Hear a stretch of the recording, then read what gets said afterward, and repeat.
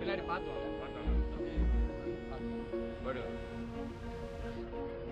திருப்பி அவங்க இந்த பக்கம் வந்து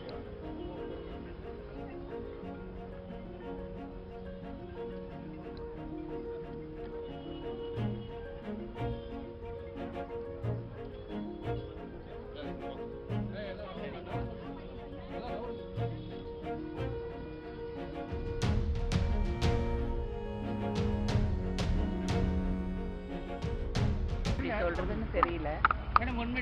ஆனா நான் வந்து அவரை சினிமாவில் நடிச்சதுக்கப்புறம் நேரடியாக பார்த்தது ஊட்டியில் ஒரு ஷூட்டிங்கில் பார்த்தேன். அதுக்கப்புறம் பர்த்டே எல்லாம் வரும்போது அவங்க வீட்டுக்கு ஃபோன் பண்ணுவேன். அக்கா ஃபோன் பண்ணி அவங்க வைஃப் டைமில் அதை அவங்களுக்கு பேசியிருக்காங்க.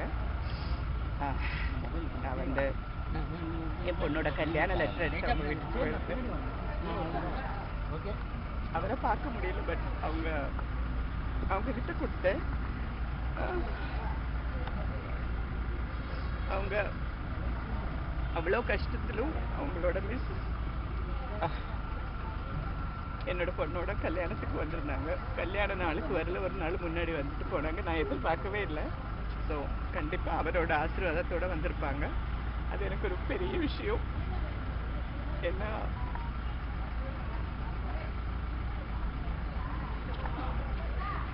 இங்கே வந்து என்ன தவிர இந்த மாதிரி ஒரு இடத்துல அவர் இருக்கும். அவர் அப்படி வந்து பார்க்கணும்னு கடவுள் கூட நினைக்கல.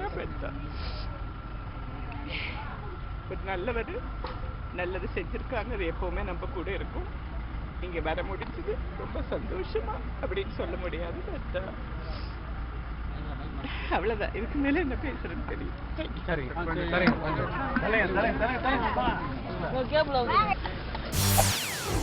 செய்திகளை உடனுக்குடன் தெரிந்து கொள்ள உடனே சப்ஸ்கிரைப் பண்ணுங்க.